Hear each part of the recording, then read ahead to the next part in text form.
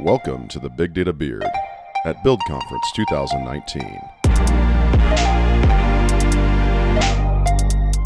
Hi everybody, this is Cory Minton with the Big Data Beard team, and we are at Microsoft's Build Conference in Seattle, Washington. And I'm joined by my buddy Brett Roberts, and we've got two awesome guests from Microsoft joining us. We've got Mark Hammond and David Carmona. Welcome, gentlemen. Thank you. Yeah, thank you for having us. Pleasure to be here. Why don't you do me a favor and introduce yourselves? Yeah, absolutely. Do you want me to start? Please, go for I it. can do that.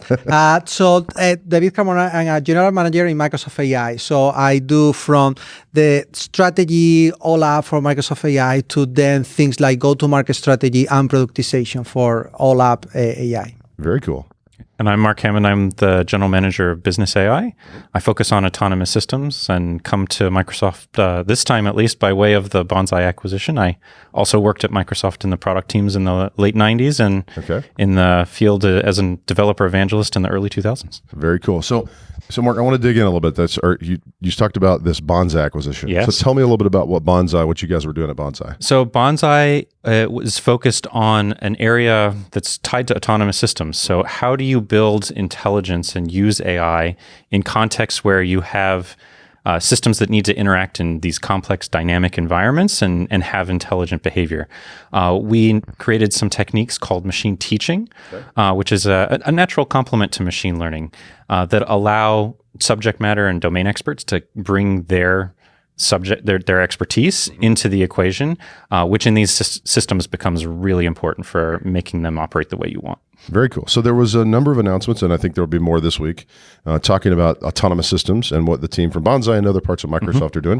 What are the announcements that you guys are most excited about? David, I'll start with you. Maybe even connecting with what you just said, one of the things of the concept that Mark was explaining, this concept of machine teaching, how to empower people to create those autonomous systems, is that it was very well connected with Microsoft's vision of empowering every developer and every organization. So that's how we started together, right? So there was good alignment there. So what we did yesterday was announcing all the progress that we have been doing in the last year on how that technology is becoming real and available to customers as part of the broader vision in Microsoft of providing those AI capabilities for developers and organizations to build on top of them.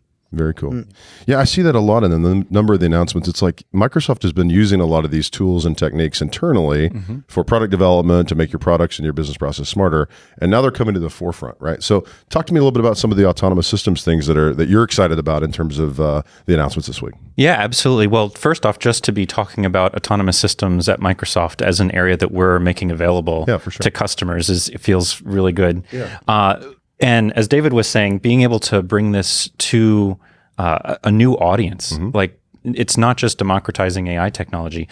This is a net new group. It's not just software engineers that are going to be part of building these systems. It's mechanical engineers and chemical engineers. All the other engineering disciplines also have a role to play alongside the software engineers and the data scientists. So bringing them the technologies they need to build these systems is very exciting. And then just getting to show everyone what we've been up to. Yeah. So I think for the sake of the audience, I want to dig into this idea of machine teaching. Yeah. And you've touched on it a few times. It feels like there's something going on here that's slightly different than like supervised learning that I think everybody just kind of generally understands. Like I've got well-labeled data, and it's maybe a bit of unsupervised, but it sounds like there's some reinforcement to it. So would you do me a favor and just explain what you mean a bit more about machine teaching? Yeah, absolutely. So we do use a fair bit of reinforcement learning, but there's a distinction. As I said, it's a complementary technology to machine learning. It doesn't replace machine learning. The analogy that I often use is teaching my son, I have a 6-year-old son, how to hit a ball. Okay. It doesn't matter a lick that I know how the internal workings of my son's brain function in order for me to teach him to hit a ball. Like I don't need to know the neuroscience. Right. It's critical. If you don't have it, then he's not going to learn anything. Exactly. Right. That's the machine learning part. Okay. Okay. That's the equivalent of the machine learning part. Okay. It does matter that I know that throwing fastballs at a 6-year-old is a really bad idea. Like just don't do that. It's mean, right? Like don't do that. Don't do your kid that way. No, exactly. It's intuitive at a human level. It's intuitive to say, okay, of course, first you're going to put a wiffle ball on a tee, and then you're going to set the tee to pop the ball in the air, and then you'll throw underhand at close range and so on. That's teaching. right? That's how you teach something. You need both. Both are important. Machine teaching is just a set of tools and technologies that allow you to codify what to teach and how to teach it. So lots of different things there. So breaking things down into the core concepts that matter. So in the case of this analogy we just used, the stance you need to have, the grip you need to have on the bat. Like these are all core concepts that at some point you should be taught. For sure. Right. And then you need to decompose it into lessons that start simpler and get more complex. Sometimes you might want to demonstrate something. So let me show you how to do it. Right. All of these are just quick examples of like the kinds of abstractions that you use in machine teaching. And what we've done is turn those into a set of tools that engineers can use to take that, again, their domain expertise and say, okay, well, here's what to teach and how to teach it. That's a completely separate activity from how it's learned. And we can bring the two together now and build some really powerful things. It seems like this progression can actually help accelerate how you train a model or how you train it, an AI, whatever it is. Is that one of the concepts of it? Oh, absolutely, absolutely. So if you use reinforcement learning, we talked about reinforcement learning, and I want to pick up this bottle of water, right? I have a robotic arm, and I want to teach it to pick up the bottle of water. And you use reinforcement learning naively, it's going to explore everything. That's what it's designed to do. So it'll be like, flailing over here, doing stuff. Yeah. And if you use machine teaching, you can say, well, this part of state space is useless. That's the answer isn't there. Don't go explore that. Like, it's reasonably, you want to be within this regime, right? And it helps accelerate and guide things for exactly those reasons. Now that's a pretty simplistic example, but it's no different if you're doing that or if you're working with a complex CNC mill or any sort of piece of technology. So how are people doing this today? Like, so if you think about like before you guys made some of these platforms available, how are people accomplishing this idea of segmenting, this idea of building a complex AI that's based on multiple kind of machine learning models that are, having to work together intelligently? How are people getting there today without this kind of capability? Yeah. So this is. Do you want to talk about the journey from automated to autonomous? Absolutely. Yeah. And I think, you look at in general, industrial systems or even systems, physical systems in the past 200 years, it all started by manually operated, right? So steam, then electricity, right? And then we move with software on having automated systems, right? But there were systems, as you said, those are systems that are very well planned and following fixed instructions. And that is great for many scenarios, right? So it allowed the third industrial revolution. That is absolutely amazing. But then we're moving into these systems that are powered by AI. And the pendulum is swinging so much that we are going in some cases to a place where, for example, we are not able to do things that imply things like long-term planning or things that are reusing your knowledge as a person. So as a developer, it's very easy to put your knowledge in the system because you are manually coding the whole process for that automated system. As a data scientist, that is not that simple. So the system is learning usually on experiments or data. So machine teaching is a way to bring the best of both worlds if you look at it from that angle. So on one side, you are able to transfer your knowledge, to leverage your knowledge to teach the machine.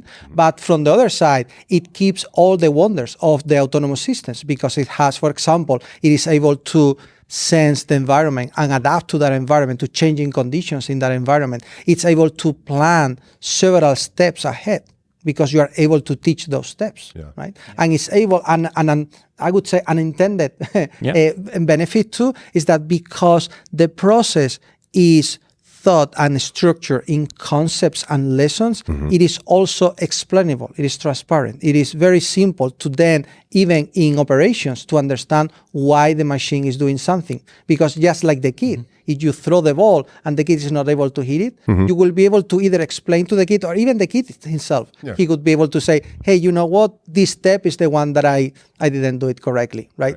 Same thing can apply to machines, right? So you can be involved in the process the entire time. Yeah. So it feels like this is like the first like really close partnership between machines and experts, like where intelligence meets AI in a meaningful way. How is that being used like today internally? Like what are you guys using it for in Microsoft land, right? To actually power the things that you're doing. How is machine teaching changing the way you bring products to market? So Microsoft as a platform and technology provider, we're really focused on can we empower our customers to create really amazing things using this kind of technology. Internally, we look at applications that are similar to things our customers are doing, actually. So you can look at HVAC as an example. Schneider Electric is a company we work with on using these techniques and applying them to heating, ventilation, and air conditioning systems, HVAC. This is actually a deceivingly complex problem. It seems like, okay, you have an air conditioner, it cools the room. What's the big deal? Whatever. Human comfort matters. For sure. It's super important, of course. That's the primary reason you have it. But then you want to also consider energy consumption, air quality. You don't want the carbon dioxide levels getting too high. Lifetime of the equipment. If you're cycling that compressor motor on and off, you're going to shoot out your HVAC equipment, and then you have to replace it. So you didn't really help yourself. Exactly. So, and you need to do all this in a super dynamic environment. So the weather's changing, the occupancy of the room is changing, the cost of electricity is changing, all this stuff.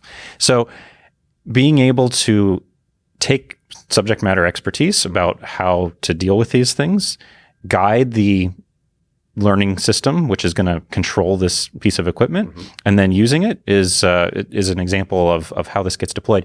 Certainly Microsoft, of course, we have our own buildings and data centers and whatnot. So this applies to Microsoft just as much as it applies to others.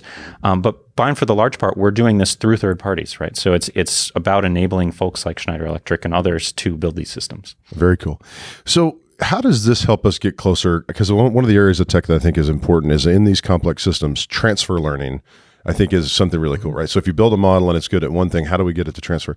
Do you see this as an enabler to actually getting models to be more transferable? Yes, absolutely. So one of the benefits of machine teaching is that you get this explainability level that David was talking about. So it's not magic. So let's start there. It's not magic, okay? If you have a neural network underneath the hood, and just like today, where you have a neural network and you want to go to it and say, well, what is the neural network doing? Like, that's hard. Yeah. People struggle to do that. And there's research that's working towards helping make that more transparent. But at the end of the day, it's kind of a black box. What is it doing? Machine teaching doesn't magically solve that problem. For sure. But it puts a layer on top that is explainable.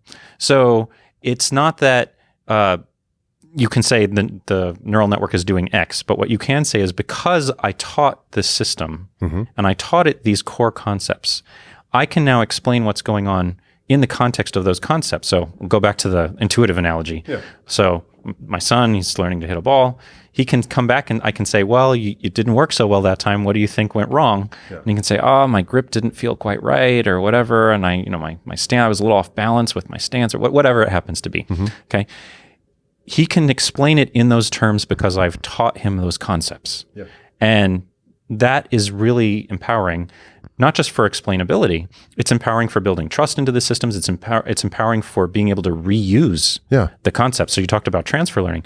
Machine teaching, because you teach it those core concepts, those become reusable software blocks, just like anything else.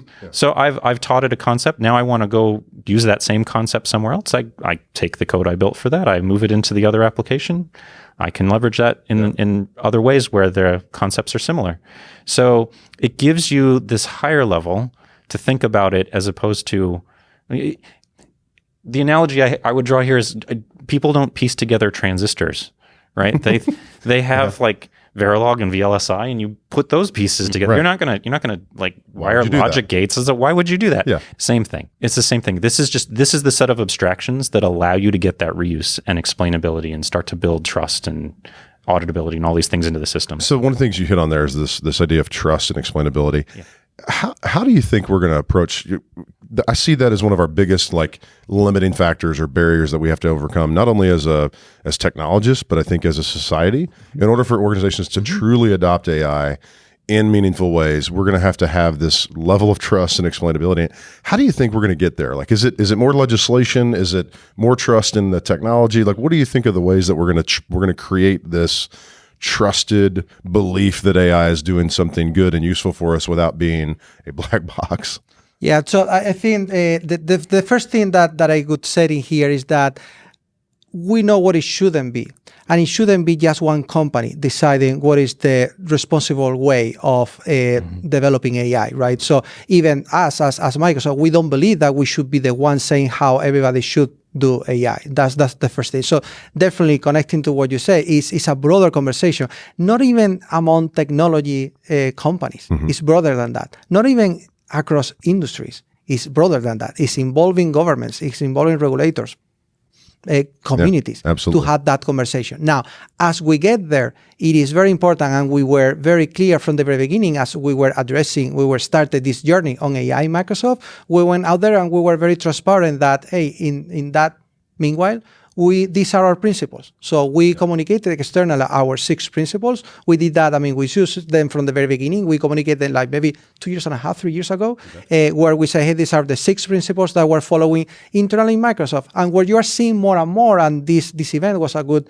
example of that, is that not only we follow those principles internally with governance processes inside Microsoft, but we also want to help other companies to do the same so they can build that AI that can be trusted by their customers. So, for example, just this week, we announced as part of our Azure Machine Learning service, we're including out-of-the-box tools that enables organizations to build responsible AI, in this case, transparent AI, directly into their MLOps process, right? And like that, many others. We just released an AI business school where we have a whole module that is basically explaining companies that are now facing that challenge of, hey, I want to address AI on a responsible manner. I want to make sure that I implement the right processes to avoid bias, to be transparent, to be accountable, to be private. So all of that, we are at the very least sharing our learnings as we have been going through this journey, so other customers can go through that too. Very cool. So how do people consume these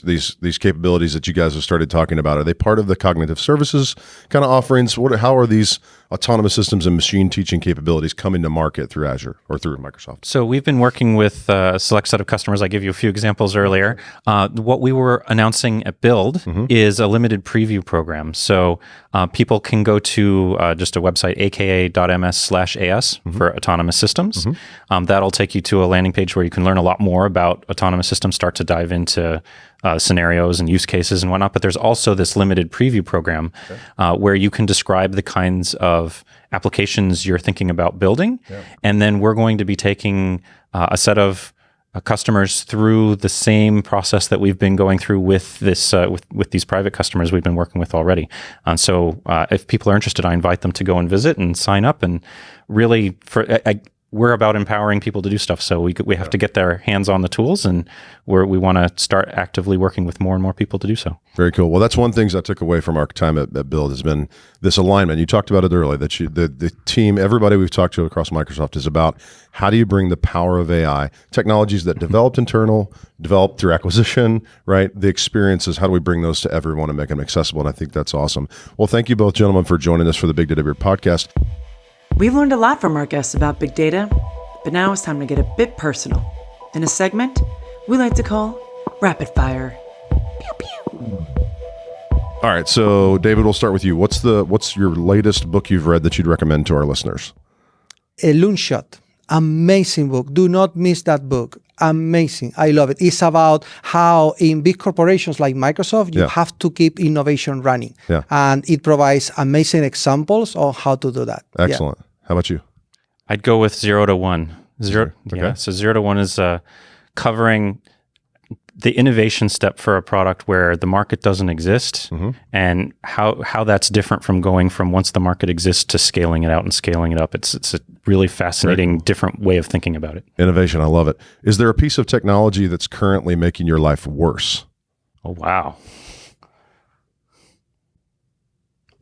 I you just love technology. Let's make it life better. I'm a technologist. This is well, mine is going to sound super, super stupid, but I don't know how to share the Bluetooth in my car with 2 different phones. Amen, so when brother. I have my kid come into the car and he wants to play music, I've been like 2 days without. That's terrible. I get it. I love you it. have to sync like 10 times. So what shows are you binging on right now? Are you binging on any TV shows? Man, I have a 6-year-old, so it's like MasterChef Junior, things like that. Cool. Oh, that's fun. MasterChef Junior. Well, get him in the kitchen early. Yeah, exactly. How about you, Dave? Myself, boy, I don't know. I think the last one that I've been watching was Big Bang Theory, the last season. Yeah, that was fun. I love it. Well, gentlemen, thank you so much for joining us on the Big Data Beard podcast, and we look forward to hearing more about autonomous systems at Microsoft in later releases when it becomes really broadly public. We'd love to have you back on to chat some more. Thanks for listening to the Big Data Beard podcast. The music from this episode is by Andrew Bell. Check him out on iTunes or Spotify. And be sure to smash that thumbs up button so we can keep the episodes coming. Until next time, keep being awesome.